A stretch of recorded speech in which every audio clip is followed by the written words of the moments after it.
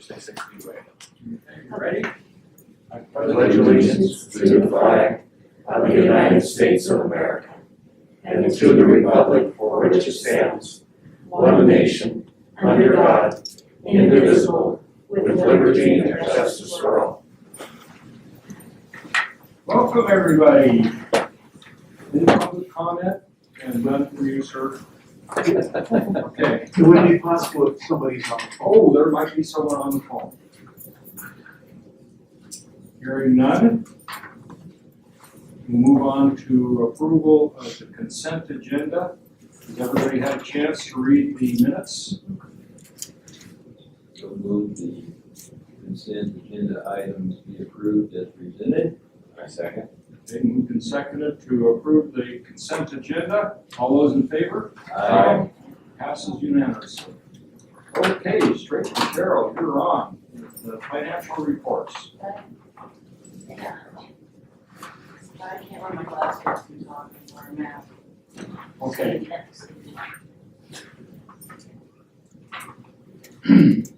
That's my excuse too. You have to be talking to me, Bob, with your glasses. Hello, Jeff.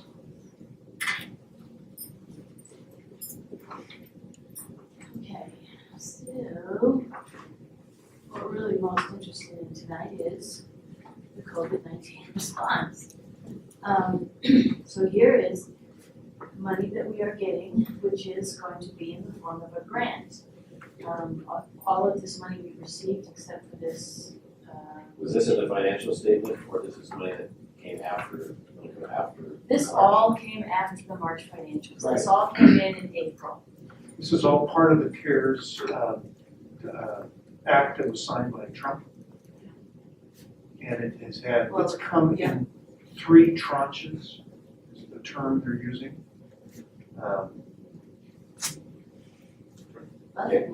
That's okay. We've gotten it from various sources. Here's CARES. That was the first money we got. And then later on, we got another 3.7 million, which was just like yesterday. We're getting other grants. And then we're also getting, this was the prepayment money that we received from CMS, Medicare, that came in several little pots based on P10. And this is the SBA loan, the PPP loan, payroll protection loan that we got. That's $5.1 million. I put it down there in loans. According to what we all understand at this point, if we can prove that we spent it on payroll and interest expense, we can get all of that amount forgiven. Now, we don't, in an 8-week period following the day we receive the money. So that's a little more than what we would spend on those things, so we'll probably have to give some of that back. We're learning daily new things about how to report. The state's gonna tell us how to record this in our financial statements. Not really the states, but the feds.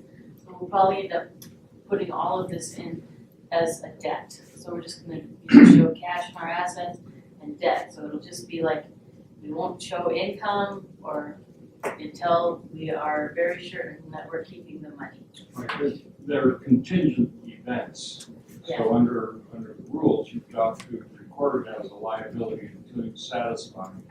Until we can, right, and in a lot of cases, we've already proven, and we've already spent, as you will see later in the financials, an extra $250,000 on COVID response. So we've already really satisfied a lot of these problems. One of our biggest, or we satisfied the requirements of these grants. A lot of these, especially the smaller grants, want us to use the money for expenses.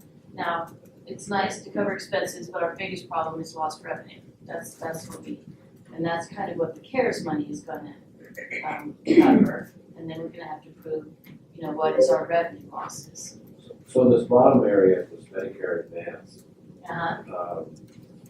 Which is a sizable amount of money there, but that's money we may have gotten at the end of the quarter, it's just we got it earlier, but it's. It is 6 months worth of Medicare payments. So in theory though, the cash flow from them will diminish Yes. greatly. So we had We three. got money already. Yes. It's unclear. That's the way we think, we're gonna treat it as though that's the case. But monitoring, and the information changes. Yeah. So if we say it is today one thing, it may be different tomorrow. So we're gonna treat as much as we possibly can as a liability. Right. So that we don't get carried away. So, and what you're calling SBA loan, is that the payroll protection plan? Yes. So that's the last one down of $5 million. The Ford Family Foundation, did that have stipulations for the 10,000? I don't believe it really did. It was just pretty much a, forgive me. So we created a department in our general ledger and we called it COVID response or incident response, I believe. And what we're using it for is to track expenses that would be what we understand will be allowable by FEMA if we are able to apply for money from FEMA, which, maybe we won't need it and maybe we will. So we want to be prepared. So according to that, the people who are dedicated solely to COVID response, which in this case is mostly the greeters and the screeners. That's not a job that we normally have. It is those people work here, most of them, already had other jobs here that just got redirected. But those are newly created jobs for this response. I can't include, even though all of nursing has spent a ton of, all of their time on COVID response, we can't count them because we pay them anyway. So what we put in here is all of the overtime in the organization and the wages for greeters and screeners. Then we're buying equipment, ventilators, we already did, we bought Did they arrive supplies. yet? They were right. They were just on order, right? Yeah. From New York. No PTA. No ETA. We're in the same boat with a lot of other people. So anyway, these are all expenses. And the governor did send some to New York, right? Not to That's what I heard. Lake and Lakeview. I don't actually know that. That's what I read. Hey, That's what the publicity says, but, we know. we know she didn't send it here. We didn't order them from her. And New York didn't order them either. They received them. All right, so the loss, our revenue loss, or net revenue loss for the month of March was $1.25 to almost $2.6 million. And I'm just kind of estimating that it's gonna be around 2.3 for April. I'm really not sure. So anyway, at this point, the money that we know, we believe is really gonna be around the money we spent. And so right now, we're maybe ahead by $800,000. And of course, May, we started. Was it Monday of this week we started? And Started what? To reopen, we provide. So, keep in mind that throughout this time, we have delivered babies, we've had emergency surgeries, we've had other people that we've delivered care to. So we have not stopped delivering care, but these are elective procedures. So as an example, colonoscopy is often considered an elective procedure. Unless, of course, a person has some concerns that have been, that the physicians follow. So that may have been more of an emergent rather than elective. Some of the language was about if the possibility that the person would have gotten sicker, within some time, would have been a month. If that was an indication, then we were able to do that. so have we seen our customer count or patient count at 50% this week, what was before COVID, or 20%, or? We still don't have a clear answer. We've been doing a fair number of procedures, and some have been emergency. So to say exactly what that is, what the governor's described that increase to be is 50% of what you did in May 2019. So, Is there any estimate available, probably not, but of how much of our lost revenue will rebound and come to us in future periods? or is this lost revenue gone forever? It's a difficult one to come to respond to. It's like hip or knee or colonoscopy, those were, postponed, but they're still going to be done. What we don't know is if people were anxious and we didn't encourage them to come in. It's possible their condition got worse. So we don't know. It's possible that their condition didn't change. For those people that it didn't change, the demand for that service hasn't changed. For those people that may have gotten worse, we will see them much quicker. What we don't know is how people's behavior changed. What we know is we ask them not to come. Will they come back as quickly as we think? There are some predictions that it may be 6 months before we get back to a level of delivering care where the public is confident we can provide that service. Other communities, on the calls that I've been on today, have said they have not had any problem and people have been coming back just as fast as they can. So the most important thing that we have here lately is most everyone knows the care that we deliver here at this facility. They trust our practitioners. If we have been able to convince them that this is safe and that our physicians are encouraging their patients to come in, then we should see a return quickly. I can't say that's not necessarily true in all cases. We should have a feel for it by the June 4th meeting. At least how fast they're coming back. If we, I hesitate to say that people know that.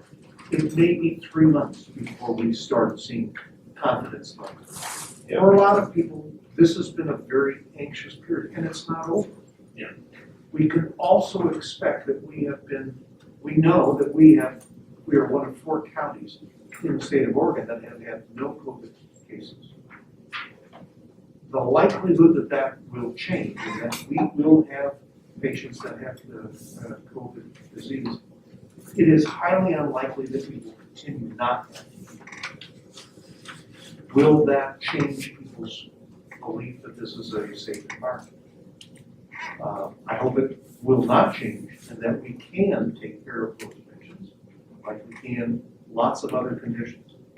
The biggest issue that we strove very hard to do is to ensure that we didn't get 50 people all at once.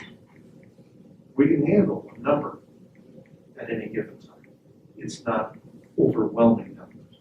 And fortunately, that has not happened outside of a couple places in the country. That's why I hesitate to say absolutely we'll know by June.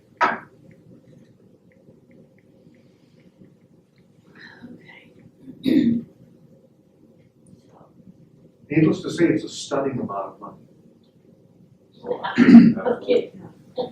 Our cash date's looking pretty good. Well, that was our biggest concern going into this, is cash flow. Yeah. It has been the biggest concern for most everything because of the short-term concerns. Yeah.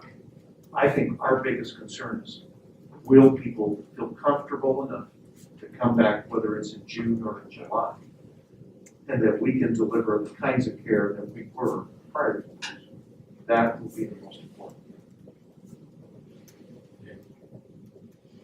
Okay, so here's what we saw with patient counts in March, and of course, March is when we started to wind it down. Was it about the 17th or something? It was mid-March, but 13. I think that the 3rd week we were winding down, and the 4th week we were pretty quiet.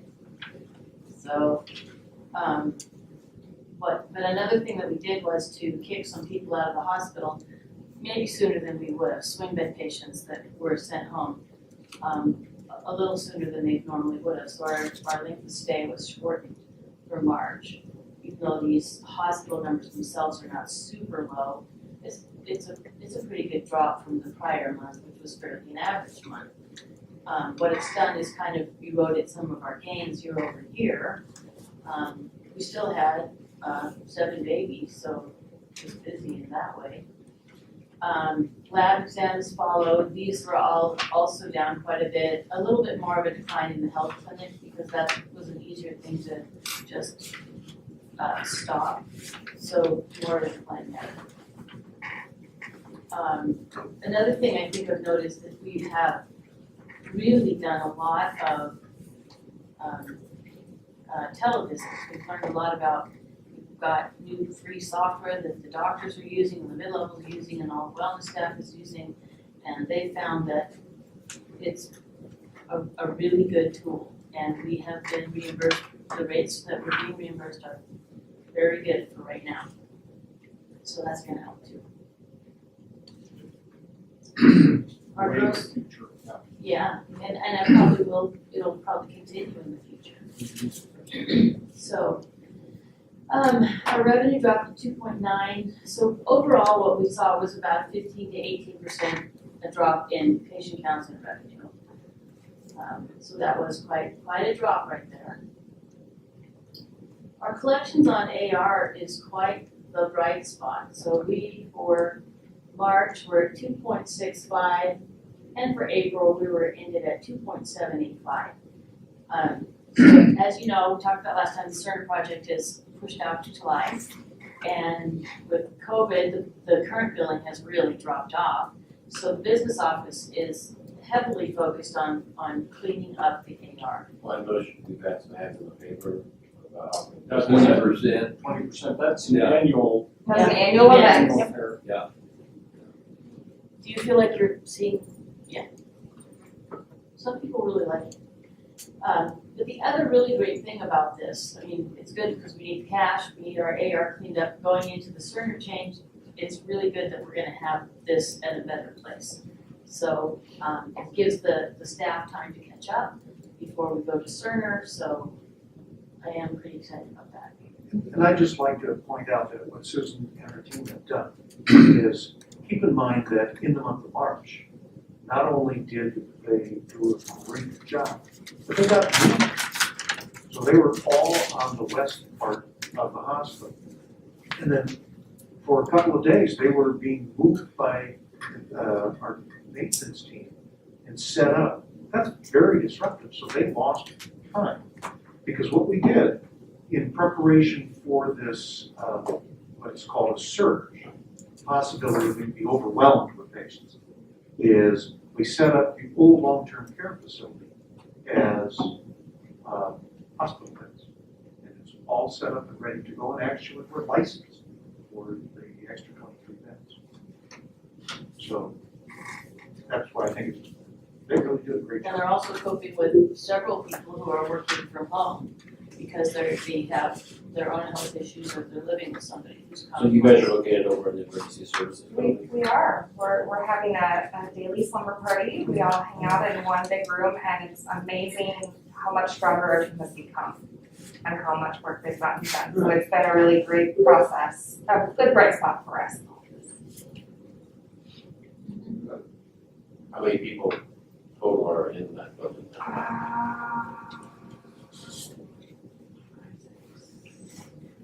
Ten or 12, I think I have over there between all the places we're stuck, so that we have 6 feet between all of us. But yeah, they're cozy. Just in And the if our- downstairs or both? Yeah, no, we're all downstairs in the training room, and then the 3 rooms there on the end facing long-term care.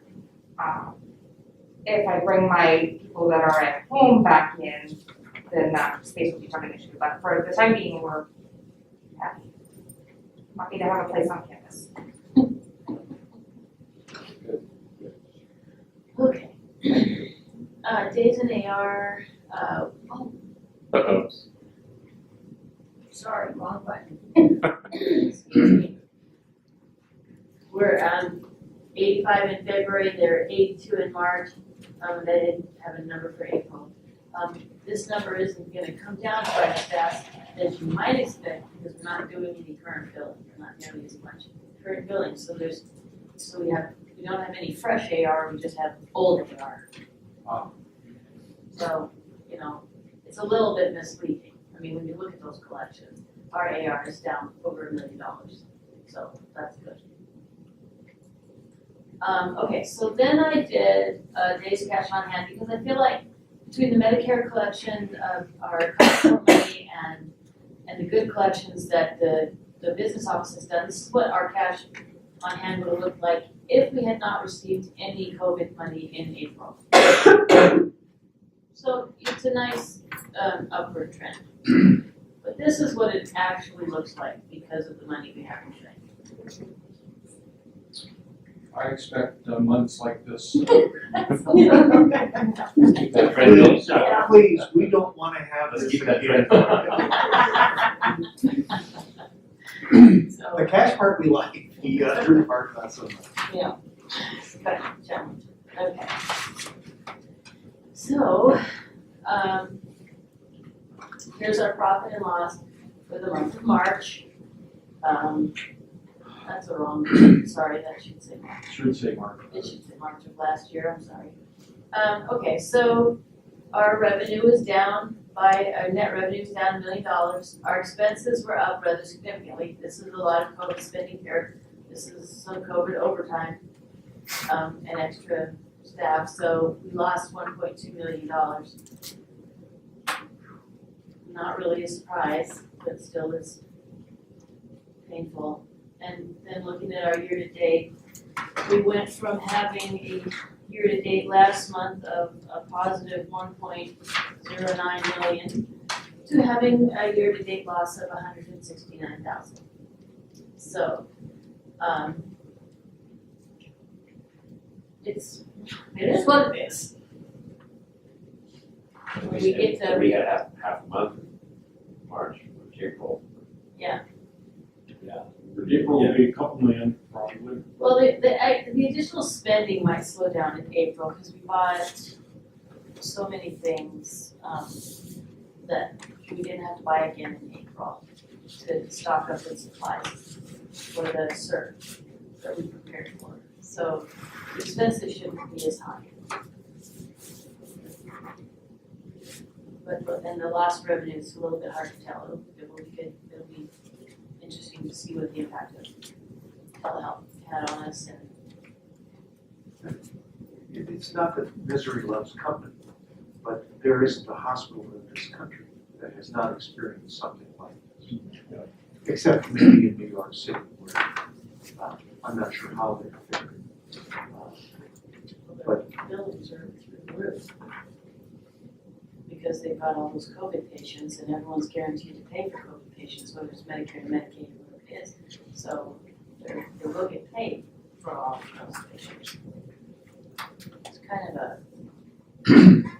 But the popular press is showing that rural hospitals are closing all over the place. oh yeah, right, Well, because we don't have any COVID patients. Yeah.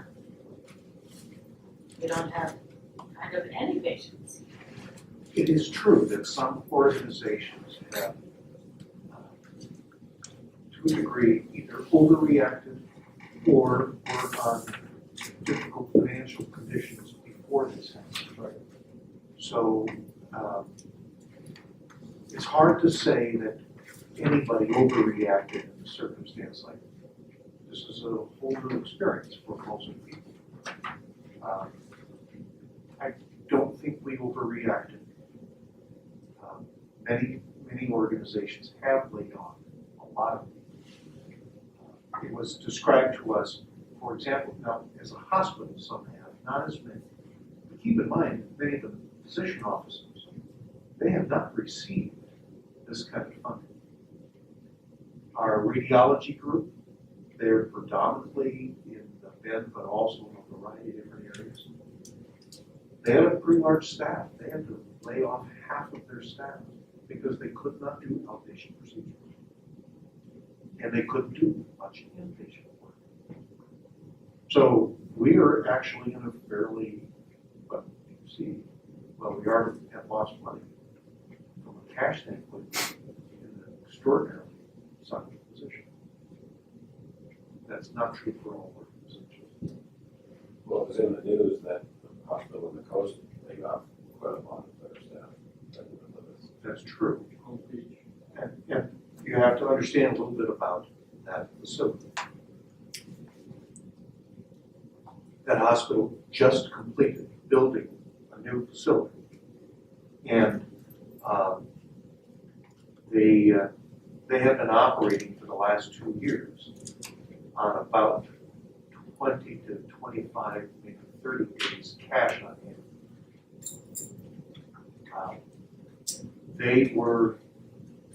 It's a very complicated market that they're dealing with. And they've had some very challenging problems with management over time. The community support has not been the same as it has been. Transportation. They have a lot of issues in that. I think there was The road washed out too. washed out. Sorry? It's strange that the hospital is in Gold Beach and the population is in Brookings. So that creates some issues. Right, and the road between Brookings and Gold Beach was severed by a storm, so Brookings, so that you know, is the largest community in the state of Oregon that does not have a hospital. But it's equidistant between Crescent City, where California has a hospital, and Gold Beach that has a hospital. So there's been a lot of issues related to the challenge that they face. So it is a one-off, it's not exactly a fair comparison. Most of the other hospitals have not had that same kind of experience of our size or similar. well, it certainly is good news to see the cash position. As long as we don't have to pay everything back at once, we're okay. Okay, the balance sheet from the prior month really didn't change very much. We have less cash and less liabilities, so total changes, but next month we'll see a big change.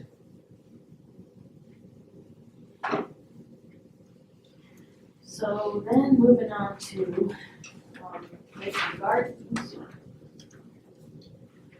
They've seen an increase in their patient counts. We have about 22 in long-term care, and we've got about 11 in assisted living. I believe that we were trying to kind of hold a couple beds in long-term care for swing patients so that we could keep them out of the hospital. So we're hopefully fill those 2 beds pretty soon. Charges for Lakeview Gardens were $234,000, about average for the year.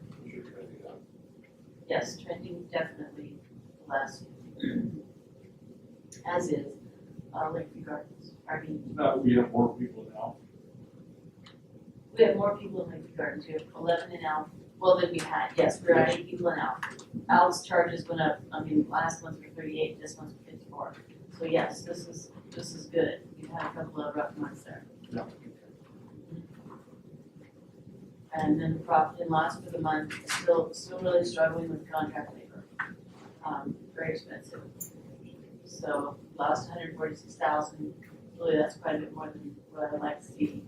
But our last few years nearing $1 million. A little bit better than last year, and maybe our upward trend will continue.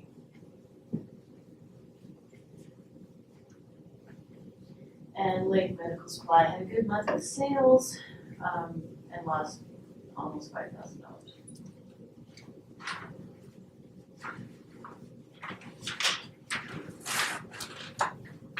Any questions? Problem there. We did. So one of the things about Lake Health Medical Supply, when we brought in our consultant to help us, our manager that we had stepped down, and we were looking for another manager, and turns out that the young man that Alan Cromwell, that started off as an assistant, we've appointed him in that position, and he has just been blossoming. So that's a really wonderful thing for us. Second thing that the consultant recommended that we do to help create a better relationship between the clinics, the sleep lab program, and opportunities for selling oxygen. Because remember, predominantly this is an oxygen supported business. He recommended that we hire a, thank you, I had a little fuzziness there, respiratory therapist, and helped us set up some incentives to make that person really encouraged to provide more services to our sleep study patients and other people that he does. That person starts on Monday, to be hired. So we think that the changes will be very positive. And when you look at the revenue, it's certainly big. I went out before, so. I went out of order. You just were trucking along. I was trying No, to. that's okay. Okay. Segue very nicely. So, surplus. So we sent out to you the item that we'd like to ask you to make surplus. We explained for the new board members, when we started when we did the Lakeview Gardens project, the construction company of Droid rented for the entire construction period a lift to lift items to a higher in the building process. Roofing material, etc. Pardon me? Roofing material. Roofing, but also all sorts of other parts as part of the construction. When we came to doing the remodel of the, what they suggested is, you might think about buying it rather than renting it. You buy it, and then at the end of the construction period, you can sell it, and it will cost you a whole lot less. So at the board's approval, we bought one and used it for quite some time. Certainly during the construction project, we'd use it for other purposes. We thought at one time that it would be a valuable asset to Lakeview, because the only way you could get these lifts is to go over to Klamath Falls, rent one, truck it back, use it. Well, we were hoping that we could rent this unit out, except one of our local contractors went and did the same thing. And so we don't have a need to rent it out. So it makes sense, rather than, we don't use it enough, and these are pieces of equipment that if they're not used, they lose their value. Rough estimate to sell it, we could sell it between $35,000 and $41,000 is the rough estimate that the broker we bought it from would be able to sell it. So if we can sell it and end up having it cost us $5,000 or $10,000, the difference between what we paid for it and what we get for it, that's a whole lot cheaper than having rented. I think they were $1,200, $1,500 a month just to rent it during the prior construction project. We think it's a good savings. So I recommend that you treat that as surplus. Don't you need a lift like that? Contractor that bought Well, there's always an opportunity, But if looking for but we can't sell it if you haven't declared it surplus. yeah, you guys know if you're not using it. That was the basic intent all along, is for the clinic. From the outset. Yeah. So I would so move that we declare the outside, you call it the outside lift, because I know we have Yes. the outside lift for surplus. So that there's no misunderstanding. We have what's called a scissors lift. Now there are scissors lifts that are outside as well as scissors lifts that are inside. The inside one has smaller wheels. It's more compact, so we could raise up high, we can clean inside the, EMS building. A foyer. the foyer and the lobby. Foyer. And other places where we're working on things that are higher budget. All of the patient rooms, for example, in the remodeled hospital or new hospital, above the ceiling, it goes another 10 feet. So to get into to work above that, we need we have both. So is this a certain model or something that we're supposed to get in the record or? It's a Genie GTH 844, 8,000 pound lift. Why second that we surplus this is already? Okay. Been moved and seconded to declare surplus equipment, the Genie HTH 844 8,000 pound lift. All those in favor? Aye. Passes unanimously. Thank you. Budget status, I did hand out to all of you a budget. The green? It's not a good, well, it's hard to see when it's on there. Yep, magnifying glass. Well, I'm sending you an electronic version tomorrow. Who is on the budget committee? So we have all the board members, plus several individuals that are in the community. So one is Don Lasley, another is Dan Henderson, Joni Bogardus. We did have a resignation from Gary Arntz, and Steve Brown is also on the committee. And we're looking, Dr. Gallagher is the chief of staff, and we're looking to ask another person to get on the board to replace Gary Arntz. On the committee, excuse me, on the board. So your electronic version tomorrow will have a debt schedule and a cash flow and all of those things. And an FTE report. So this is just what we printed out for you tonight. And what is the timeline that Well, next steps happen? so we're sending it out to you tomorrow. I welcome your comments and your questions to help us prepare for the committee meeting, which is on May 21st, 5:30. And then hopefully it'll be approved at that time. If not, there will be a second meeting. Are you gonna send out any electronic appointment orders for that? I don't know. So that you know, the normal process. So we had, Oh, I've seen the notice from the 21st. So the way the requirements are, we start the process in January, well, February, the first part of February. And we go through a series of advising the board, so you help us with assumptions at the original part. Then we work on trying to create this budget.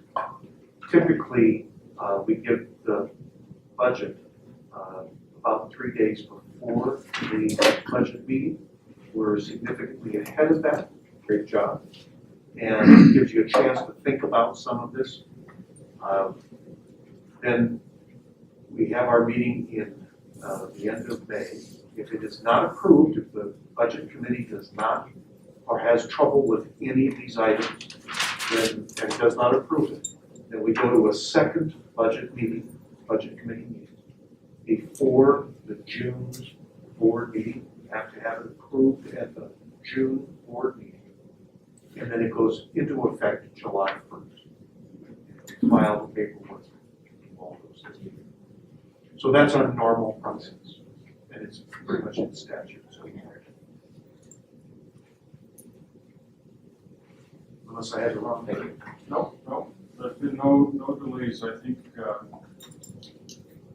they haven't cut any break to for budget procedures. No, they It's all Yeah. the same as before, no COVID break. Yeah, no.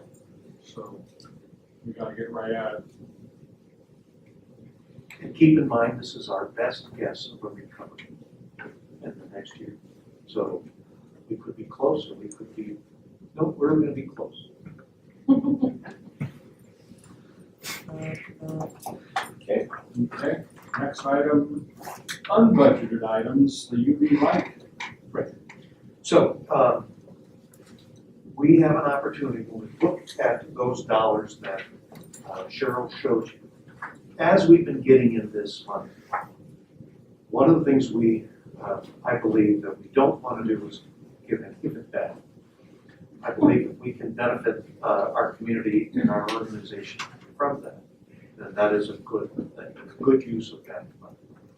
One of the things we bought several years ago when we started our orthopedic surgery services was some of the better technology calls for using a UV light system to put into a room. And it's a fairly common process in most large hospitals. But this light system emits this light into the room in the location, and it kills virtually all the bugs.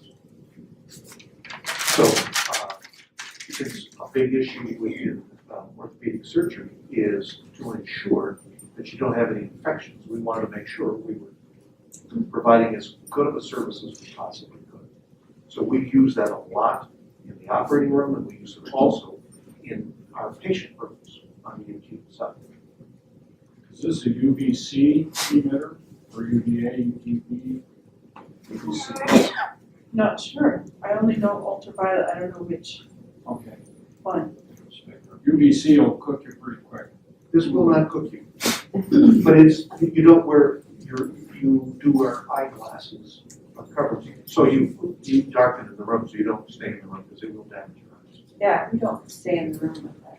Okay. So it revolves and it gets all around the room. So what are you buying, another one, so you're saying? So one of the things that we have found is as we've been using this now for, was it 2 years at least? At least.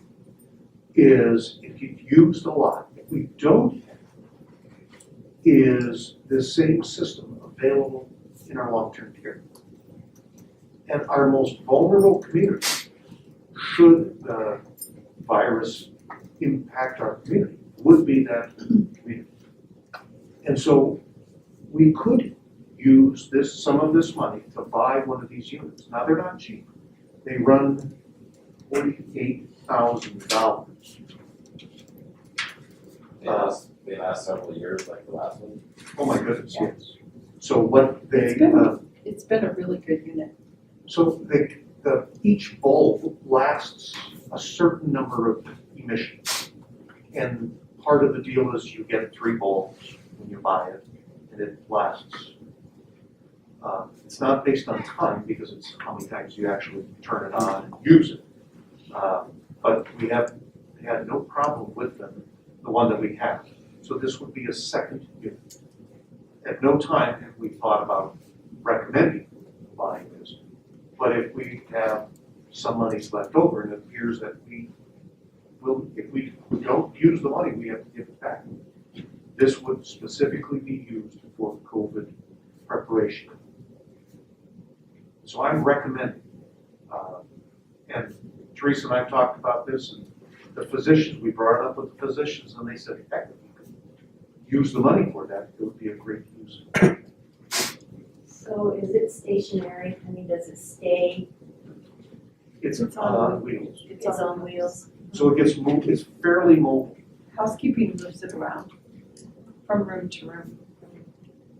The one that we buy will stay over there. Predominantly, yes. In theory, if we had that big surge and we opened up that long-term care wing, Then it would go. then we would need, we'd really need. So anytime a person vacates their room, if they've been a patient there, then we bring it in, make sure that, not only do we clean it, but then we bring this in as an added assurance that we have gotten all the bugs. And currently, in the nursing home, we don't use that. We don't have one, no, it stays here in the hospital. Well, I think it makes a lot of sense to, there are most at-risk population or community. Well, what kind of air exchange? Do we have an air exchange system? We do. Okay. We do. So one of the things that we did as part of preparing for patients coming to the hospital is we have a system that we could increase our numbers of air exchanges in each of the rooms. And so we did that. We don't have that same level of air exchanges in the Lakeview Gardens as we do in the hospital, because that's not normally something you do. But there is something. Oh my goodness. Yes. But just, I think it went from 3 air exchanges an hour to 10 in the hospital side. Now, we won't wanna run that forever, because that wears down the fans and the motors and whatnot, but during this time period, until we're clear, we've got it amped up. So, we do have that, but not to the same extent. Makes sense. They have purchased.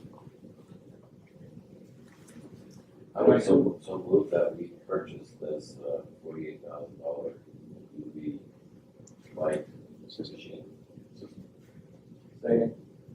Been moved and seconded to approve the purchase of the UV light, COVID-19 related machine. All those in favor? Aye. Passes unanimously. Okay, item 5 has already been done. Charlie, KCC agreement. Can I borrow the little, not the pointer, pull up. So one of the things, everybody's had a chance to read the agreement, we sent it out. I've never seen it. Oh, okay, It was So in we the talked- under- sorry about that. It was with your board packet. it was in the board packet. Do you need copies? John, do you want a copy of it? Oh, it was the last one, the one that was signed before. Right. Okay, I didn't see that. I didn't have the new one. So we don't have the new one, huh? Okay. So it's a 3-year agreement that so one of the questions, let me go back and explain a little bit about this. Rather than pull up the document. In 2013, when Clement Community College was considering coming to Lakeview and setting up their synchronous classes that they set up in Daly Middle School. They approached us because they had, they being Clement Community College, had an LPN program, licensed practical nurse, and that is a 1-year program. And they were considering changing that to an RN program. They asked us if we would be interested in helping, and we said, if we could get some assurance that a certain number of people from Lake County could be accepted and could be in that program, then we would participate and we would support them. From that time going forward, we have been supporting financially Clement Community College's nursing program. When they first started, the first year, and I actually went to Salem to help them get approval for this. They had what was a transition year, and they would take LPN students that had graduated and then take the extra classes to become an RN. That didn't work very well, and it didn't work very well for most programs. And the reason for that is their clinical skills are really good, but their didactic or classroom skills, they've forgotten some of their training program. So what happened for them is they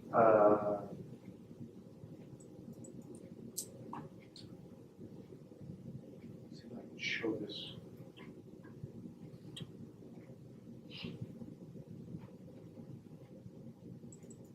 This is better. Let me show you.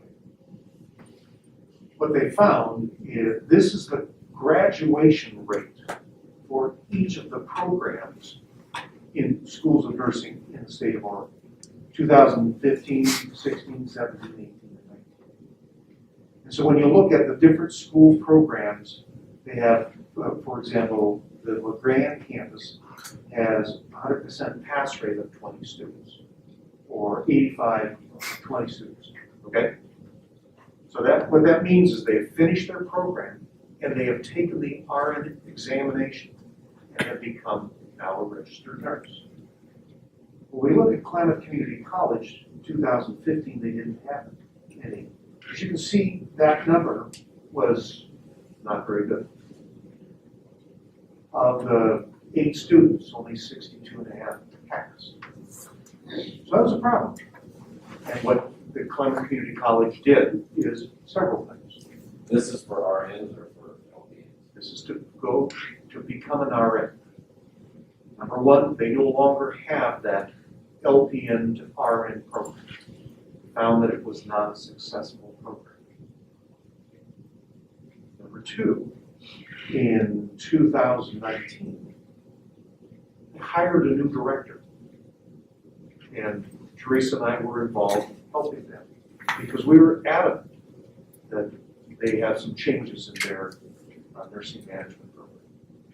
And as you can see, in the last 2 years, some of the emphasis that we have had on their program have made a significant difference. So their success rate is significantly better than, not all programs, but a whole lot better than they were. But this is for all time involved, not just people like. That's correct. That's correct. This Lakeview are just individuals. So as part of the agreement that we have with Clement Community College is that we support them at the rate of $75,000 a year. The agreement is for 3 years. We also have been very helpful in trying to, and Teresa mostly, some Carly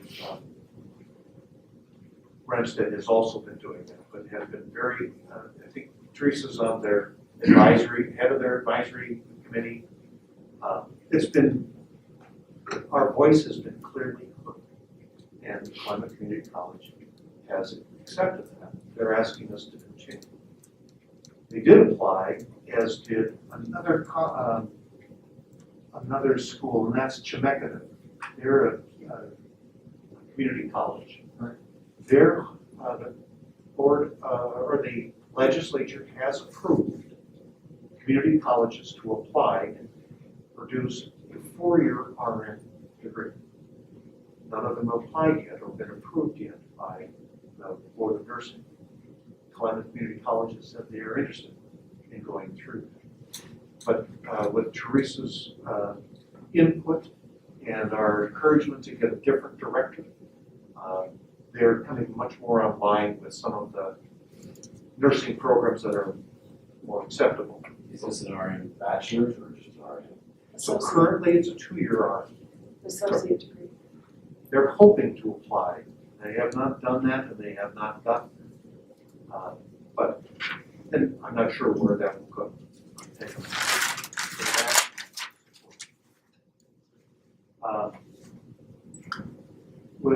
So that's their success rate. This is their, just a little history of some of their students.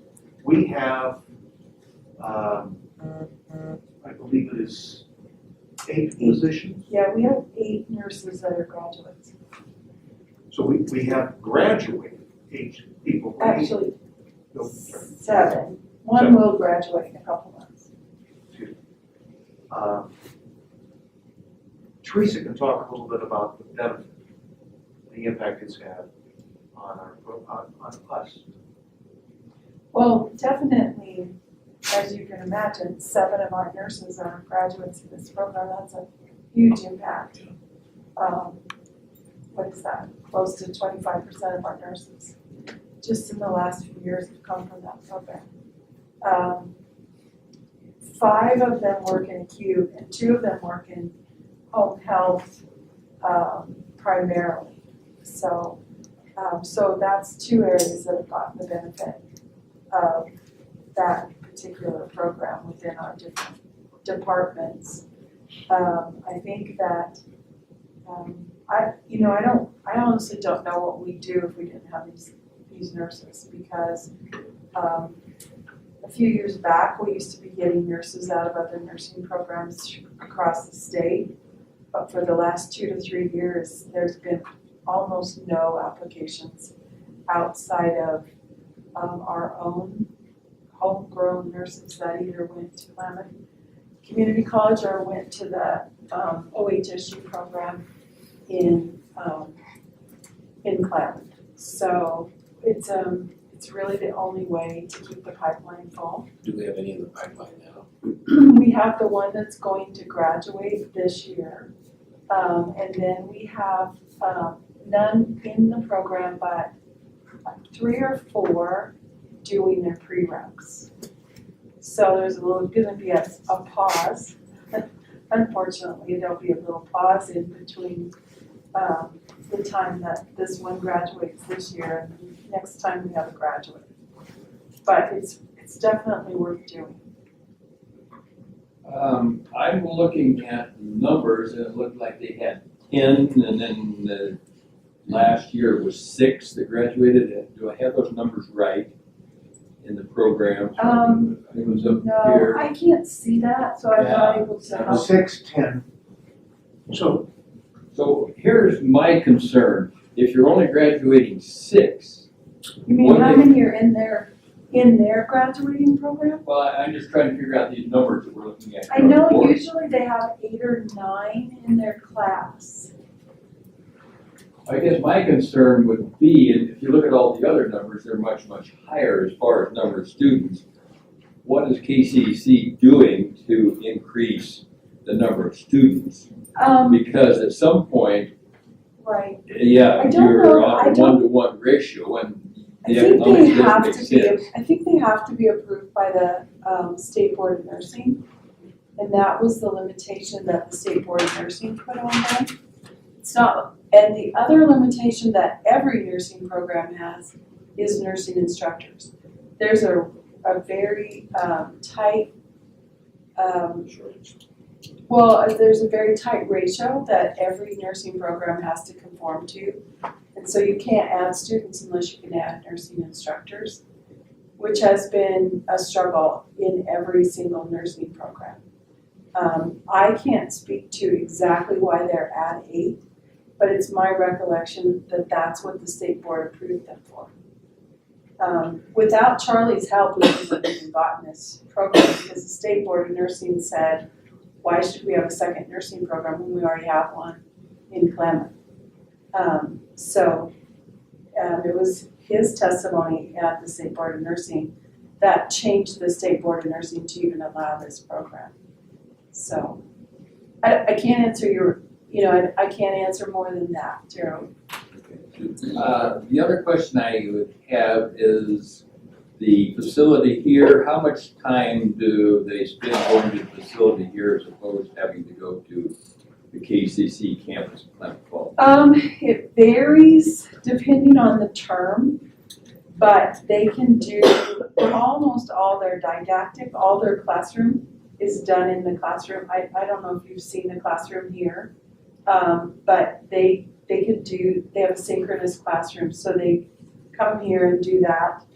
But it's through a video, they're watching the classroom in Klamath Falls, or the instructor is here? Vice versa. The students are here, so our local people attend class here, and they have big screens in the room. When you And say here, you're talking about down the hall? over in the long-term Yeah, care okay. area. Oh, okay. Long ago, it used to be where the sunroom where they had their activities. So that room has been changed with a grant that Klamath Community College got, and that room was changed into the classroom. And our students just come in and sit over there 2 or 3 times a week and attend class. So it saves them an enormous amount in terms of commuting and having to stay overnight. Then, depending on their term and what they're studying, they do a lot of their clinicals here. So that's the part that Carly Alves Remstead has been in charge of. And so in the early part of their first year, she is side by side with them the entire time they're on the acute unit. Later, in their second year, they can work side by side with a nurse and not exactly have to be with her all the time. But it's a pretty intense process. So we've committed a lot to the program. Do we offer any tuition assistance to someone becoming an RN? Well, I think that's a topic for later in the. So to answer that, we had a large endowment, Patricia Dean endowment. And since this program got started, we've virtually depleted the amount that was in there because we had students that could attend to school. So yes, we have been supporting. My daughter became an RN through a program called Proud Scholar. It was through University of Portland, and it was through Providence Hospitals. And they paid for all of her junior and senior year. And then if she went to work for Providence Hospitals, 136 of it was forgiven each month. That's how they did it. Are similar forgiveness. Very similar Yeah. program here. We need to. And if they left, then they have to pay it back. Yeah. Or a portion of it. Well, theirs was 1/3. It was over 3 years. Each month you got 136 of it And forgiven. we do something very similar. Actually, in so- ours, they have to complete the 3 years in order to be forgiven. Oh, yeah, it's. There's no it's- one it's thirty alleged. six, yeah, you're either done or you're not done. Okay. So, the other thing that KCC wanted me to show you is they have made the argument frequently, they being their president, that if it wasn't for the nursing program and the commitment that we have made, Climate Community College may not have kept their synchronous program here in Lakeview to the same degree. These are the number of people that have been, they say head count, so I presume that means noses, not the number of classes that they take or credits that they take. This is just nursing, or this This is the is- campus? In the Daily Middle School, Daily Middle School, where the synchronous classroom is for Climate Community College. They've made a fair amount of investment in that. They have reminded us frequently that their commitment to that campus, and to those students, has been strengthened by our support of their nursing. So when you look at over time, here are the credit hours, you can see the years, just barely, but 8,450 credit hours over from 2016 to 2020. That's a fair amount, and that's made a big difference for this community. They are closing it for the summer sessions, I understand that.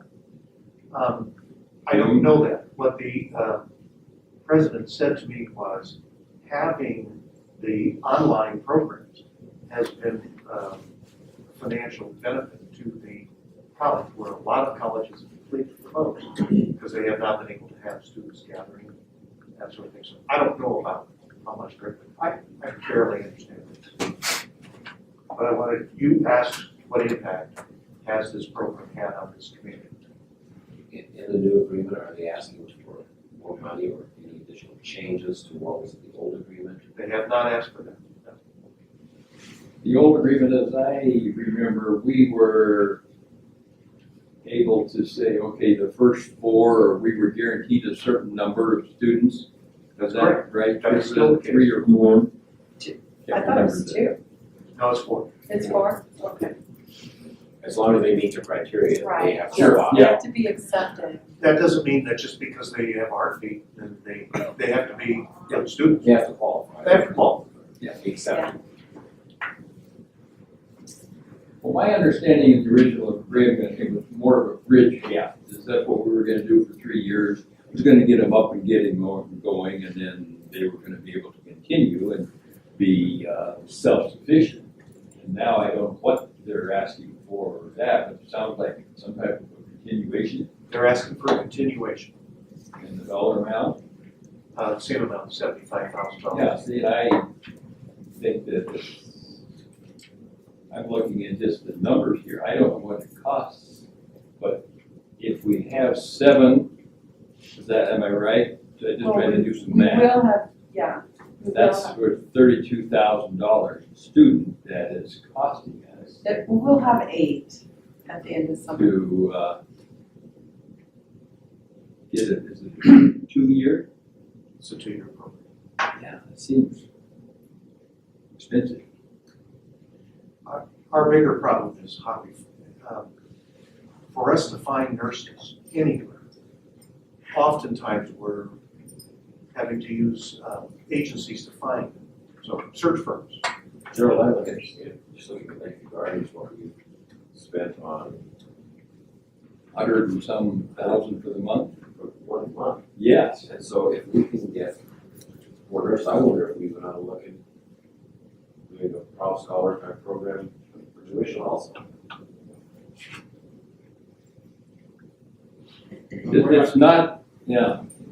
'Cause I mean, I haven't figured there's 8, it's $21,000 per employee. 87 because that's where. No, we're getting another one here pretty quick. Those are 8 people that we have here today that we would not otherwise have. I disagree with that. Well, we have a bunch of traveling nurses here. Or maybe they would have went to OIT Maybe. and that. So, you know, you're making some assumptions and that's okay. Okay. Yeah. I believe that this is a good program, that the money is well spent. I believe it's a good program. I think it's excessive in the dollar amount. Well, how much is OI? I don't know what that would be. You'd have, I think it's more. It's a lot more. It's a lot more. More in, The tuition for the Tuition. students. oh, I see. Tuition and any of these larger Fortunately. schools, it's gonna be more. The other thing that Charlie mentioned was that it's also helping support the synchronous classrooms. I know I got my associate's degree through KCC because of the synchronous program. And so I think we're also, a secondary portion of this is we're dragging additional, more educated people into our facility and being able, I mean, I have employees that I'm encouraging to sign up with KCC to help get their degrees so that we have stronger, more educated people in our workforce aside from nursing. So I feel like it may additionally have some other value. Yeah, I guess I'm not disagreeing with the concept that it's helpful. I'm just looking at a $225,000 outlay that we had, that in my understanding when we were doing this was to, okay, let us help you get started. Let's get the program going and then it's going to help pay for itself. I mean, if you have 6 students and you have 1 teacher, look at your cost ratio. You have 12 students, that was the reason for my questions. You have 12 students and all of a sudden then it starts to make But it sense isn't for you one- to be cost It effective. isn't one instructor, What? it's Multiple. it's many more. But what I'm saying though, the number of students needs to increase, so your income increases. Doesn't the nurses association, they set the The Oregon State standard? Board of Nursing governs We it. don't set the standard, they set the standard. Yeah, and so I guess I would be concerned, are they gonna adjust that? Is that gonna go up, or is this gonna be something we're gonna have to subsidize for somebody for $75,000 a year forever? I think that, Doesn't make sense. I think the answer to that question is the State Board of Nursing will look to see the graduation rate and the rate and then passing the board. And if they continue that and the program meets the quality standards, and it takes a little time to get that call, that they are willing to increase that level. But it's no assurance. I can tell you that my counterparts that are at other community hospitals like us, everyone supports a program like this to the best of their ability, wherever they can. Because if we don't do that, more than likely, our community members, it's found in most rural communities, people do leave for their education, and often they don't do that. So it's, this is investing in our community. It is a lot of money, I don't doubt that. But I think that it gives our community a chance for local residents to get educated, stay in their communities. And for many of our students, they wouldn't have the chance to leave. They may have already been married and have children. They may have not the So ability. you don't have to go over all that, you know, we've done this before, Charlie, so that concept hasn't changed, I understand that. I'm just wondering about the dollar amount and whether we need to continue with that. Yeah, so I understand. This is a, This is a reimbursable Medicare cost, is it? I recommend doing this. I think it does several things for us. By keeping, and it is expensive, I'm not doubting, but I think it's a good investment. One of the things that has been a side product of this is historically Oregon Tech's, or the OHSU program at Oregon Tech has had little interest in having their students come here as part of their training. Amazingly, that's changed in the last year or so, and they're interested in sending their students. So that adds benefit to us. So I would recommend approval. Is there any way that we could do a funding with a 3-year and look at it in a year? To see, okay, is this really accomplishing what we want to do? So we're not saying that we're going to do it for 3 years for 75,000 unless we'd have to be approved each year. 3-year with a renewal? Yeah, that's what I'm trying to say, Tom. Yeah. We can do anything we want. Well, I think the scanning program is unfunded. Yes. I think we should,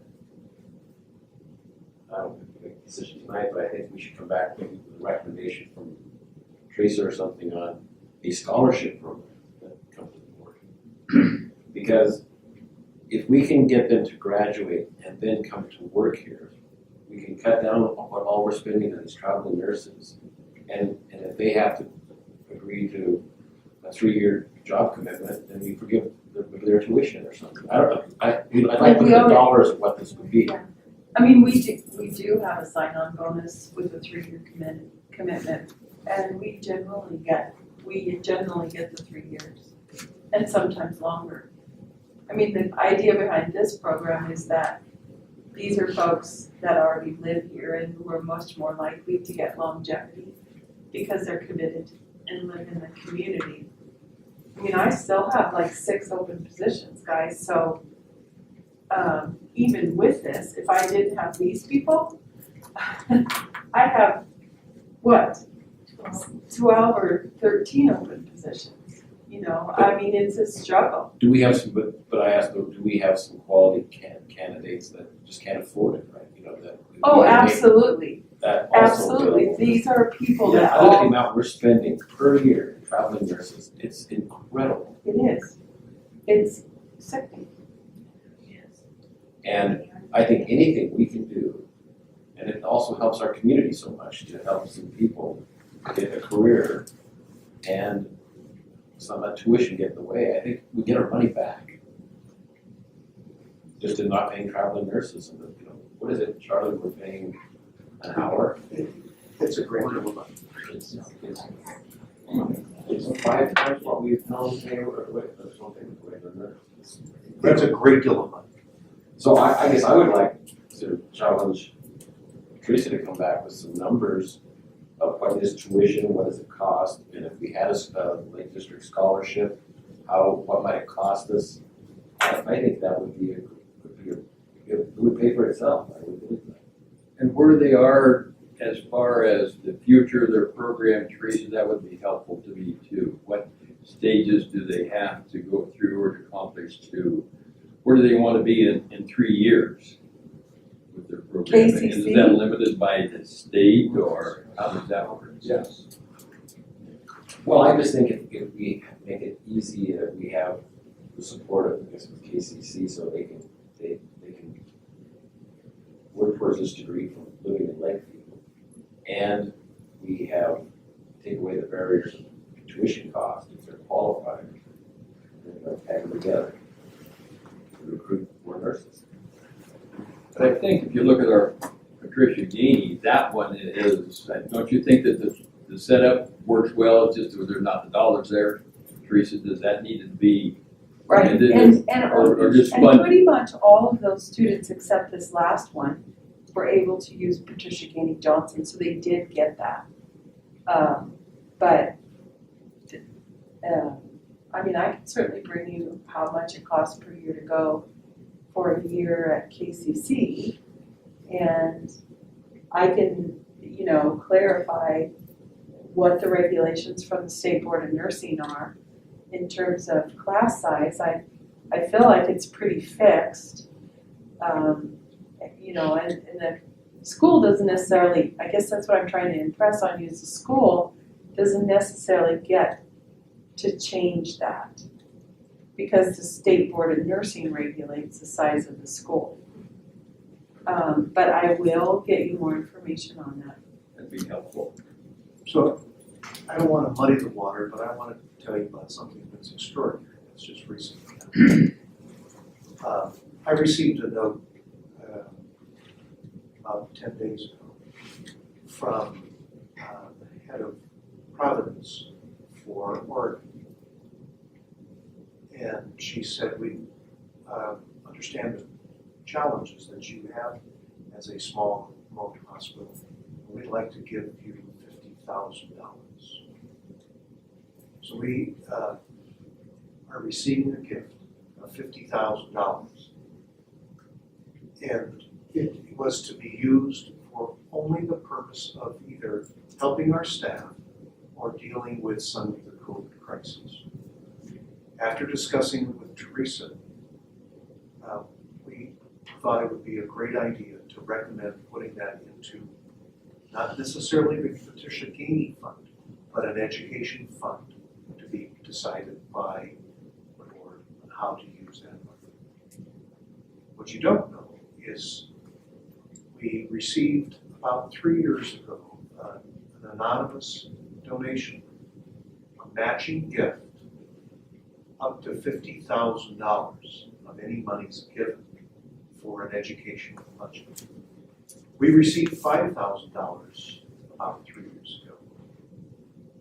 And then it kind of sat still. So in keeping with that donation, I spoke to the donor and we now have $100,000 for our educational budget. So that's an extraordinary change for us. That goes to show how there are a lot of people very interested in helping members of our community attend these kinds of programs. And so I'm not just advocating for a specific program, although I think this is really helpful. When we replenish the money, $100,000 is an enormous amount of money for what we have. We've tried to figure out ways that as a health district, we could put more money into that fund. And every year, the budget is as difficult as you know, a lot of new members don't. But it's very difficult to make this balance. So we've struggled with adding additional funds. But I think $100,000 is an extraordinary. But I also think if we worked on publicity on our scholarship and how it works, other people may donate too. Make this even larger. And we had hoped when we announced the anonymous gift that we would get more interest. Maybe we haven't publicized it enough. Well, I think we've got the structure in place so that we thought it through and I think there would be community support to endow this over time, so. I certainly hope so. Several years ago, when there was some changes within the Patricia Gainey Johnson grant and gift, Jim Lynch, our prior attorney, arranged it so that the board of directors can describe how that money could be used. Because originally it was just for nurses. That program has been used to help others in our hospital. Specifically, Tara Guile became a registered dietitian because of that. Jenny Hammond became a licensed, she's now the clinic, or the lab director. She became a licensed lab technology. So it's had a huge impact, these programs, on our community. And these are really valuable things. we've spent a lot of money on education, there's no doubt about it. And we continue to do that, you just don't see that like it's as prevalent in this Clinton Community College. But we support our nurses, all of our staff, a lot. And I think education is really valuable for our community, for our organization. Could you get the information for the Patricia Gainey scholarship fund too, John, so that we can look at how the process works? Sure. And to Shereen, I'm sure you don't know that. I have an electronic copy. Perfect. We'll send it out to you tomorrow. But back to the private community college, I guess it's not the Charlie Teresa deal, but I think it's important. We're aligning with them versus OIT, I guess is what you're saying. No, I'm saying is we're supporting one program. The Oregon Tech gets on, well, OHSU, it's housed at Oregon Tech. So it is an OHSU program.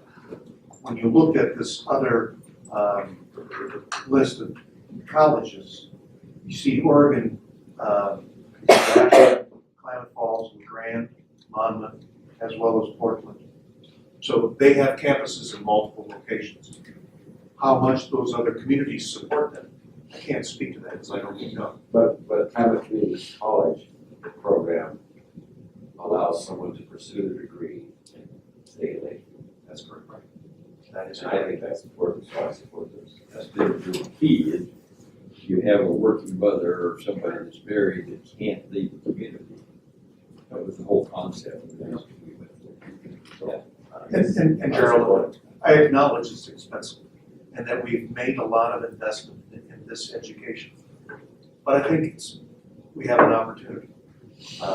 We have not been able to get in the past attention from Oregon Health Sciences University, Oregon Tech campus to be interested in working with us. We've had students come from there, but they haven't taken us as a project. So I guess we were looking for a motion to, Yes, that's what I thought. To pursue the agreement. well, I guess I think it makes sense, and I like to move that we continue another 3-year period with private community college at the cost of $75,000 a year. do you want to review it or not, or just you're good for 3 years? Well, I guess the only thing I can see would be the problem is if we're funding this and get no students going through it, then it's painful. It does have a termination clause, 60 days. The challenge that we have in terms of students from Lake County is if we don't have interested or capable people, then yes, we are helping a program that's not helping us directly. But I guess what I'm saying is, I'm sure there are months or maybe a year, but over a period of several years, we're not getting any students out of this, then why would we do this? I know there may be gaps, but. There is gonna be a gap. Because it takes 2 years, first you gotta get accepted, then you gotta go through 2 years of the program, and that includes your summer term, so, there's gaps, without a doubt. But as long as we're still seeing people coming through the program, I'm saying if we keep funding this though, and we're not getting, the gaps are 3 years long, then what are we doing? Well, right now, it looks like they're gonna be 2 years long, because there's nobody in the program. There hasn't been a new student enter the program last year or this year From Lakeview. from Lakeview. But I can tell you that there's a group of students, I mean, we just graduated, 3, year before last, and then last year we graduated 2. So, you know, it varies a little bit. So don't you question the need if you don't see anybody in the program applying for it? We need to figure out why. Well, it takes a few years, it takes at least 2 years to do your prerequisites. So that's The been. program's been going for 3 years, yeah. So there are, I can name people in my unit that are taking prereqs. But you have to understand, these are mothers that work and are going to school. So they're not rapidly getting through all of the classes. And I'll just say, quite honestly, one of the downfalls has been, we only supported students after they got accepted in nursing school. So that whole period of time that they're taking their prereqs, they have to come up with that tuition money themselves, and that can be fairly expensive. So That's something we should be looking at, Teresa? so that's something you could think about. About this $100,000 transfer money here, we could. There's something not feeding us. So, Well, the staff that we. We'd love to see more people come through the program. I would do that. Right, Yeah. well, I think that would help, I think some kind of help. And you know, you don't just wanna give money away just because somebody wants to take a class now and then. You know, so how do you separate those folks out from the people that really are gonna get all their prereqs, and I don't. Well, maybe you come back with a suggestion. I mean, in other words, maybe we don't pay for it until they, turn in their report card, and there has to be a certain grade point average, and they have to have advancing at a certain rate so that it isn't forever. But if they're working at it,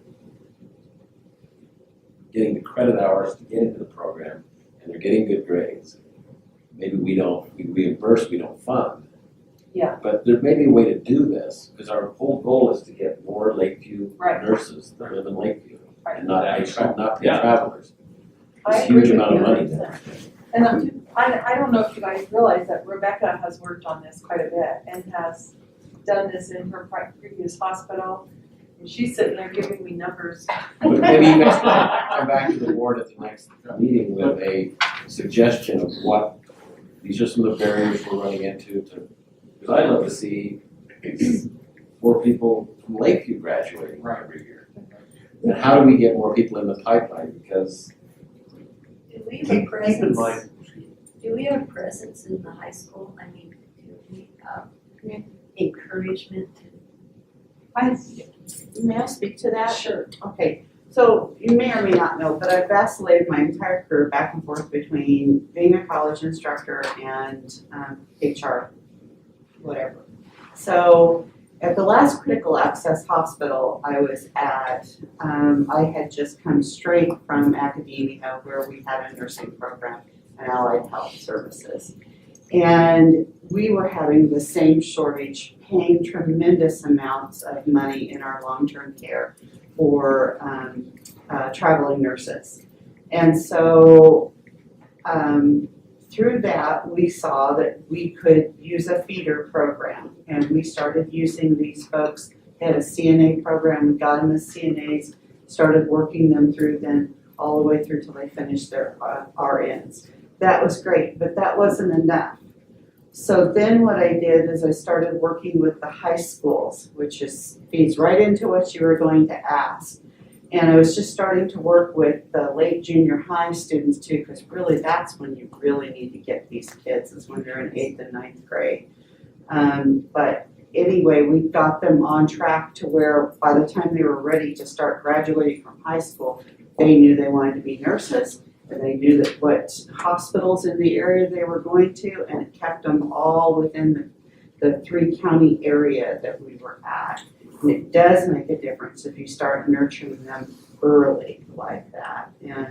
And tuition is, I just sent you that number, it's around $27,000 for this program at Klamath Community College. So when you think about that $100,000, that's 4 nurses.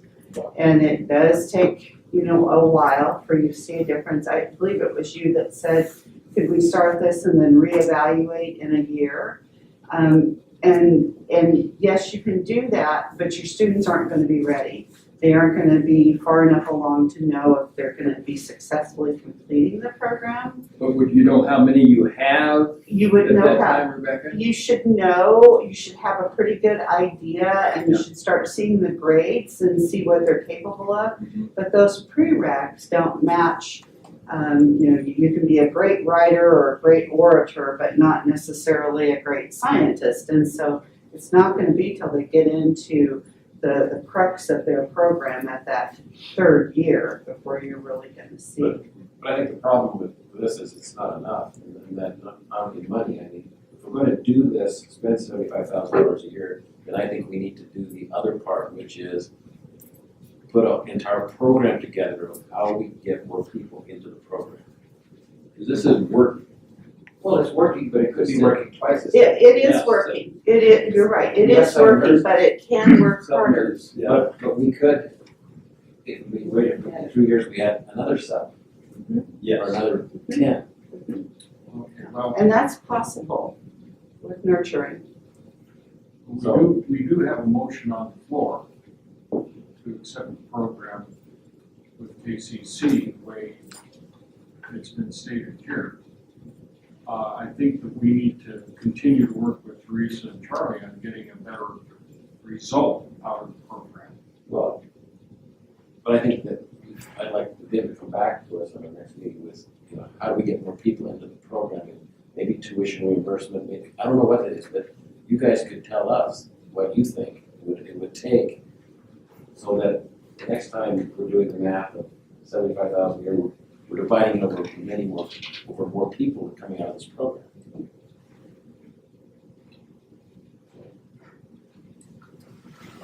Okay, are you amending your motion, or does the motion stand? I mean, it's been moved and seconded.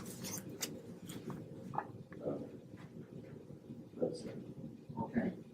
Been moved and seconded to accept the, Call for the question. yes, The 60-day either party yes, is a part of the agreement. it's in the agreement. 60-day termination, Same as before. termination. Either party may cancel this agreement without cause upon 60 days prior notice. Same as- No change. No change. So, That would address what I want. okay, Thank you. you're welcome. Okay, all in favor of accepting the agreement? Aye. Passes unanimously. Thank you.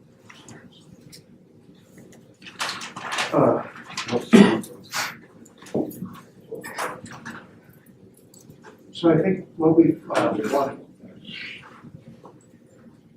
do is talk a little bit about COVID-19. We've done a lot of things. There's a lot of money coming in, a lot of money going out. We started doing more procedures as of Monday, and that's having an impact. One of the things that I would like you to get an idea about is a requirement as part of what the governor has required that we have to do is maintain how much PPE, personal protective equipment, we have. I didn't know if it needs to click on it. So what this does, it gives you a little bit of an idea, and then we track this every single day. We report this information every single day, and now they're asking to be reported twice a day, early in the morning and late at night.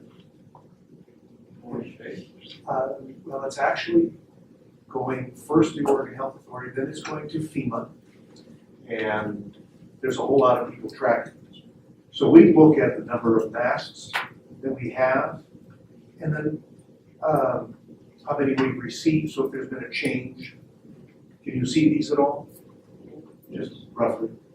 We tried something to help ourselves understand how much we actually have, because the requirement is by the governor, is that we have to have a minimum of, well, it's not exactly. Originally it said you had to have 14 days on hand for all of your personal protective equipment. Then they changed that to be, well, if you're in a system and you don't know exactly, because if you're in Providence and they have hospitals all over, they can move things around. So a little bit of more of adjustment. And then for smaller hospitals, if you have within your region the ability to transfer patients, transfer supplies, it doesn't have to be exactly 14 days. But on the right hand, it says days on hand.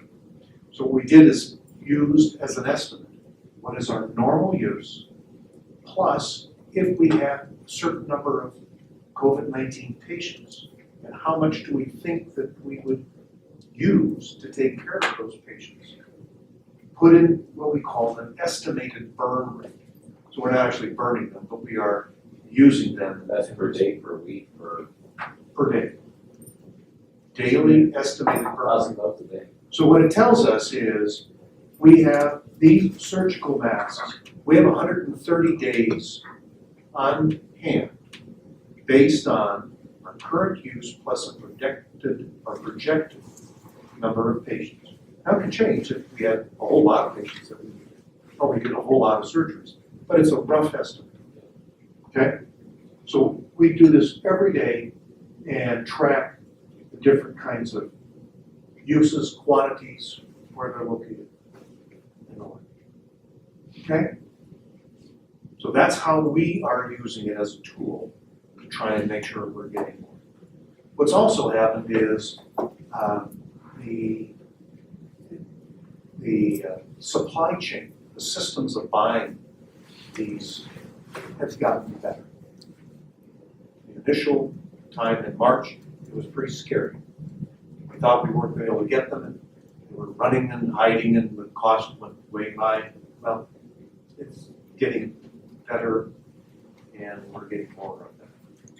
We also don't get a whole lot of it just because we haven't had any patients that have that COVID-19. If we got more, we would have more. Same thing holds true with our rapid testing. So we and the hospital in Gold Beach and the hospital in Hefner all received this rapid testing system from Abbott. And we got a limited number of testing kits.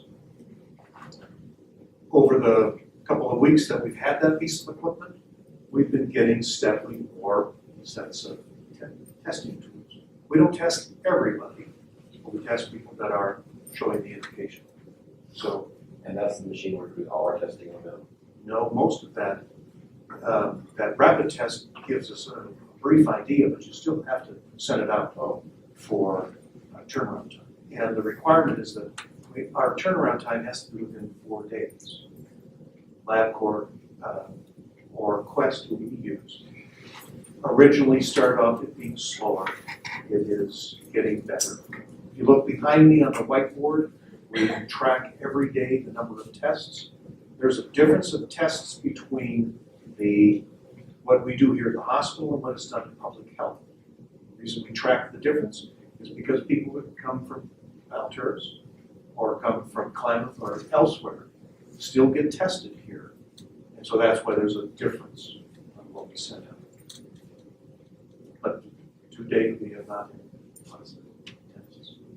Any questions we could answer that you might have about either our preparation or where we stand today? We think we're well prepared. Teresa's going to talk a little bit about what we've been doing to ensure as we've opened up. You want to talk about that now, Teresa? Do you? Yeah, that'd be great. You want to jump to the nursing report, is that where we're going? That's where we were. Yeah, unless you had another question specific. We skipped. Ambulance, medical staff, and nursing. Sorry, I will go to the ambulance part of it. Question back. Yeah. So you mentioned about the ventilators that we ordered have not arrived. We also ordered additional beds and have they arrived or what is the status of the other? Okay, so the beds arrived, and what we did is when we moved the business office out of the area, the old long-term care facility that's on the west side of the building, we set up all of those rooms, all the beds are set up, made, ready to take patients right now. Not only did we do that, we submitted an application to the state, and we have all those beds licensed. So if we were to get a lot of COVID-19 patients or any COVID-19 patients, and we wanted to put them there, we're licensed and could build. So if we had a COVID case, we would put them in a separate area. Teresa could answer that. Probably we would not put COVID patients over there. The plan was to keep the COVID patients within our acute unit and to put the less acute or maybe swing bed patients over on this side. But we did set it up thoroughly. I mean, we got, curtains, you know, because those are all semi-private rooms for the most part. We had to get curtains to hang, we had to get all the linen, we had to get all the supplies it takes. We essentially completely set up. Pharmacy had to get what they needed to be able to put medications over there. So that unit is just sitting there waiting for patients to come. So it has essentially everything it needs to function, but not the really acute or heavily, you know, sick, unstable people. We would keep those And how many beds over there, Teresa? 23. 23. So our current license now is the 23 plus the 24, so it's 47 beds. Is our current license.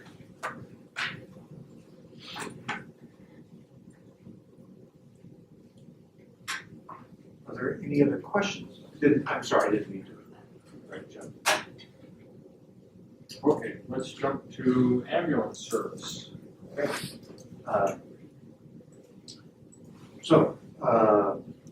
Several things are happening with that. We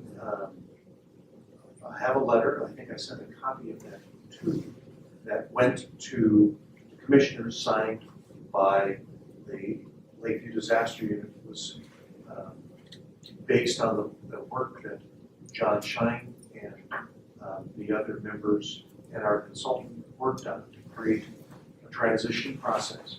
Went to the commissioners accepted the letter, and with their support, the letter went to the state asking for the ambulance service area, it's called an ASA, transfer from the Lakeview Disaster Unit to Lake Health District effective June 1st.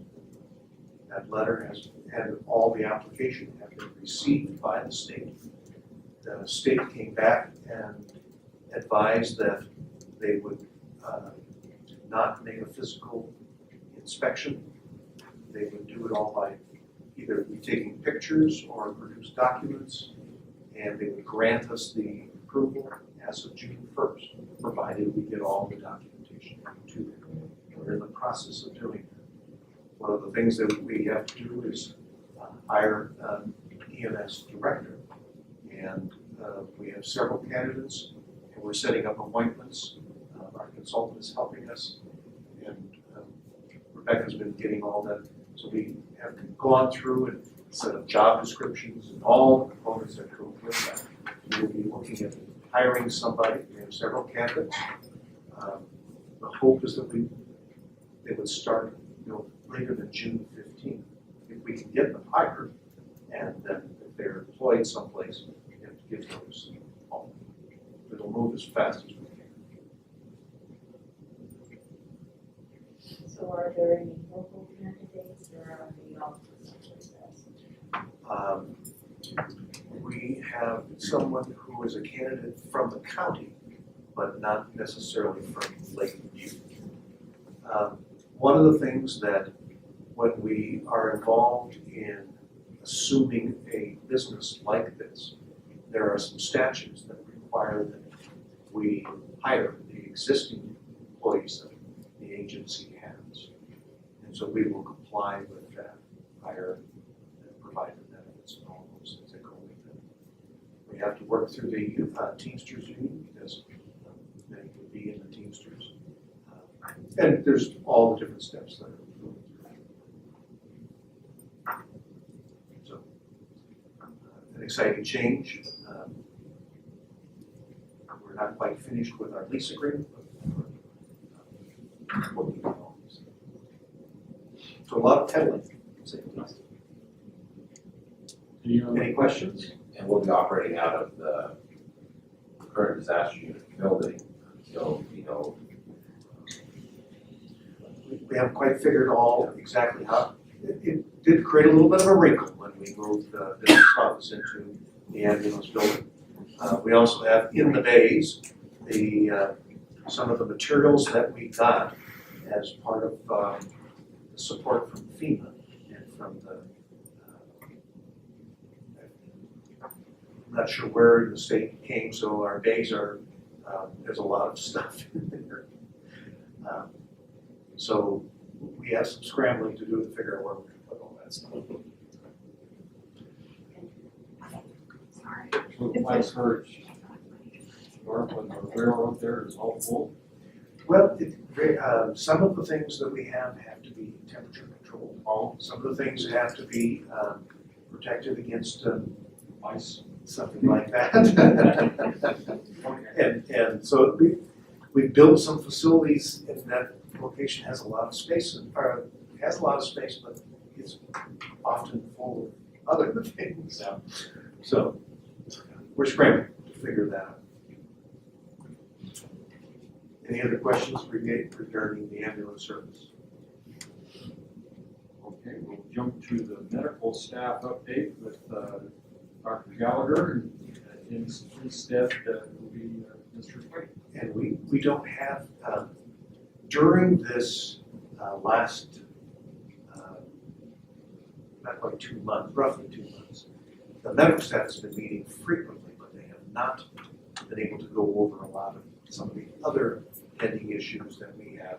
So they're gonna be meeting next week to address that. And it's largely because they've been so focused on helping us stay prepared for the COVID-19. So I don't have a report. Okay. The nursing report, Teresa. Well, I'm happy to report that I have help. So, this is Tori Coe. She's a new clinical nursing manager. She just started, April 2nd, so a little bit more than that. Yeah. Weeks ago, she's been working hard at just, actually working as a staff nurse, trying to get used to us and figure out how we do things at Lake District Hospital from the ground up. But soon she'll be able to help with daily operations, which will be a wonderful thing for me. And the other thing that has happened is one of our respiratory therapists that actually was a traveler a year ago has come on board and now assumed the role of manager for cardiopulmonary. So he's taken over not just the respiratory therapy area, but the pulmonary rehab, the cardiac rehab, and the sleep lab. So those different areas are now under his management, and he's starting to get his feet wet in all of that business. So that's one of the things that's happened. Charlie asked me to talk to you a little bit about what we've done and kind of what all's been going on. I think is there a PDF? I don't. I don't know if you guys got these documents or not. These were just some sample documents of some of the work that we've done. We were handed this incident action plan. So that is a standard report that we create. The incident command process has been created. To give you an idea of some of the processes. So we stood up the incident command structure, which is a kind of a different way of operating. I think we stood that up on March 13th, if I recall correctly. Yeah. So we've been operating for a month and a half. And Yeah, that's in this packet. that is a very intense process. We actually had consultation from some of the guys that do this for a living in the BLM and Forest Service just to help us get started. But initially we met every single day. We are now down to just twice a week. But in those 2 days a week, we still have 4 to 5 meetings just to discuss the various things. And as Charlie said, the medical staff initially met every single day as we went into the planning. Our operations group, which kind of had to plan for all of the different things that we've changed, was a very intense process also. So some of the things we did, we've already talked about tonight. We've started the long-term care unit. So putting that unit, making that a nursing unit was a process. And then we created on our acute unit, we created an isolation unit, which if you've been there, and I don't know that any of you have, but we have visqueen across the into the hallway, and it's completely blocked off In acute care. in acute care. And there's the beds behind that area are all the way the setup is you cannot get into that area without going through one of the rooms where you don all your personal protective equipment and then go on in, and we have it set up so that patients can be brought in the back door. We can treat them like there's an emergency room there. So we would bring them into the regular emergency area. We wanted to keep those patients entirely separate. We wanted to enforce with everybody that went into that unit that it was different and that people had to go in there protected. When they come out of that unit, they actually can use the patient shower in one of the rooms so that staff can shower before they go home. So we did it was a lot of work. How many beds in that? And now I had to think 2, 4, 6, 7, 8. So yeah, so it's like not half of our unit, but a good portion of our unit. We've used it a number of times. Even though you see negative results, we had a lot of patients that were ruled out who came in very sick. And we had them in that unit not knowing whether or not they were positive or negative. Early on, we didn't have the rapid tests and we were waiting 5 to 7 days for results. So we would have patients in there for that length of time without knowing whether they were positive or negative. So we've had a good run of lots of practice. In the process of this, we did very intense education of both nurses as well as the physicians. So our respiratory therapist, Philip Chan, that's our new manager, has a lot of experience in critical care. So he and Abby Finetti spent an enormous amount of time educating, practicing as groups with physicians and nurses and physical therapists. Because if we have patients on ventilators, which is what these patients end up on, we needed a lot of practice on that because it's not something we do frequently. So there was a lot of training that went on with all the nursing staff. And in addition to all of that, we had to create this traffic control, the screening process, as well as the greeters that you all have seen and we've found in the hospital. And each of those processes has actually been fairly remarkable. We've had some real stars that came out of this. Deborah Marcus has been the nurse running the screening tent, we call it, and she has really done an amazing job of making that go smoothly, and you can't imagine the number of problems that come up every single day. She's done a great job of that. And then Marianne McLean has been in charge of the greeters, and she runs a tight ship. I think you probably know you don't get in without having to get your hands cleaned and your mask on and Pastor. and then our chip coordinator, our vendor Singh, has been helping with the traffic control, and that was early on. We realized we couldn't funnel the people to screeners without having traffic control, so that's a whole new process also. So all of those have been learning processes and meetings to try to figure out what we did wrong and what we could do better. So I think we've come a long way, and it sounds like we're still not done. So it sounds like we're going to be doing this for a while longer. So that's just kind of a summary.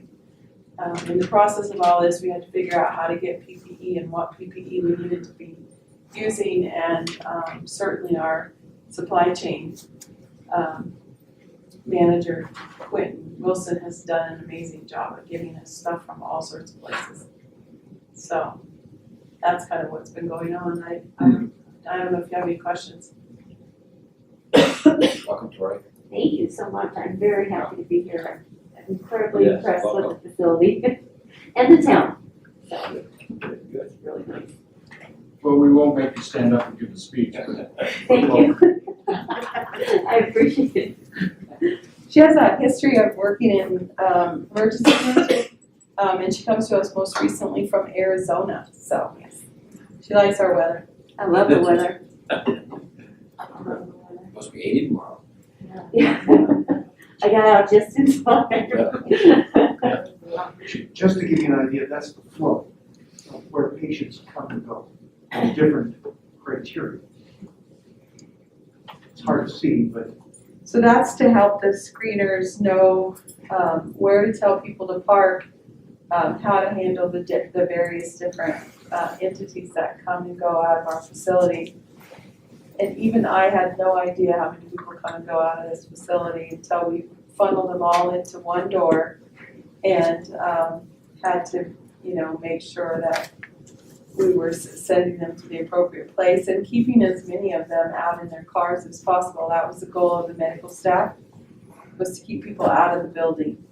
So we treat a lot of people in their car and have been treating them in their car. Less so this week, but up until now we do. And we also screen every single employee that comes in every single day. It's the safest place in town. Well, the hours and effort inside of this is incredible, so hats off to you guys, so nice work. Thank you. Absolutely. they've done a great job.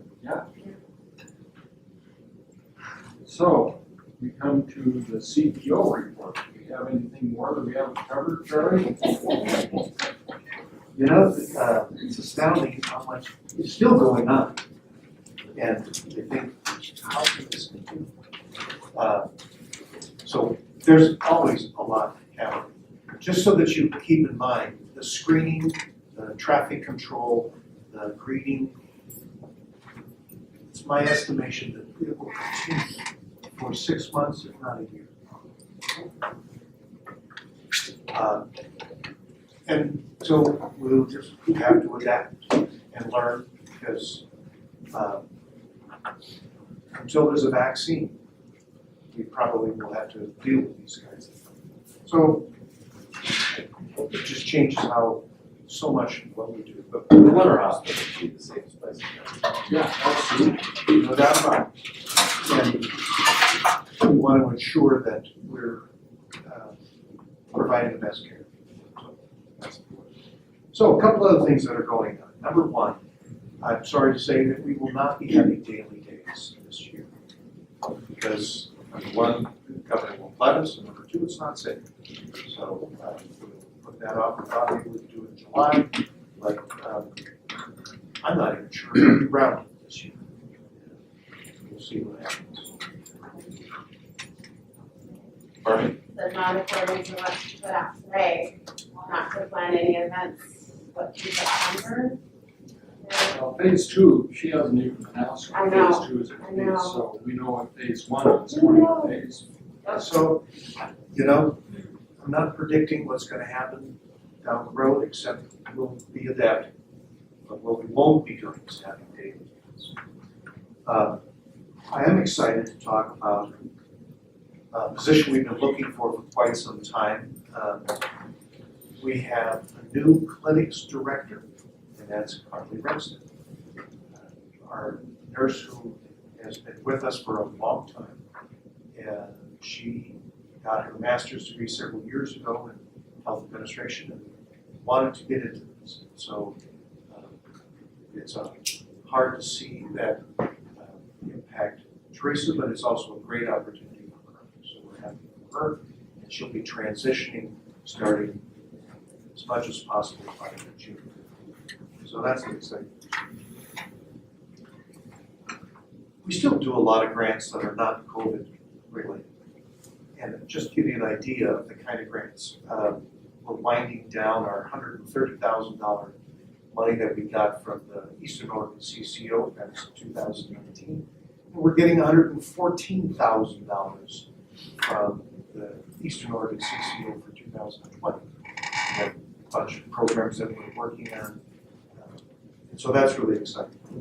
We got $185,000 from the Myers Memorial Trust to help with our planning for a housing program that we've been working on. We have need for what's called supportive housing, so people that have health conditions where they need to be in a monitored environment, but not a locked environment. So we're looking at that. We've got the money for that. We have money from the Ford Family Foundation specifically for a rare student, our rare participant. That's the program that's sponsored by OSU U of O to have. We've had several in this county. Rare. And I forgot the acronym, but anyway, I can't remember that. We've got close to $1 million for our opioid transition programs. That's a 3-year deal. We've gotten $200,000 for the what's called the RC Corp planning program, again, in our opioid reduction program that we started several years ago. We got money from our safety, which is the workman's compensation program. We will be continuing our summer food program. We took that on when the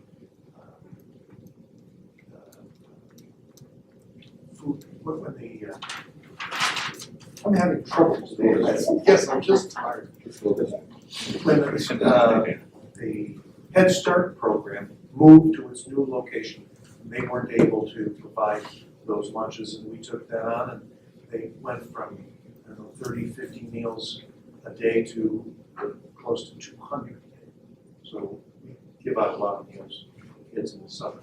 And that will continue, even if we just, it's funded by the state and the federal government.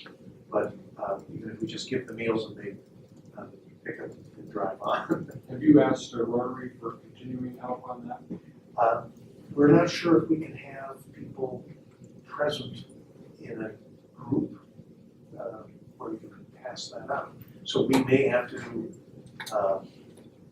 just pass it out into people's cars. So we haven't quite gotten, and our vendor, who has been very helpful in the traffic and planning program for this COVID-19, is now has transitioned to food program.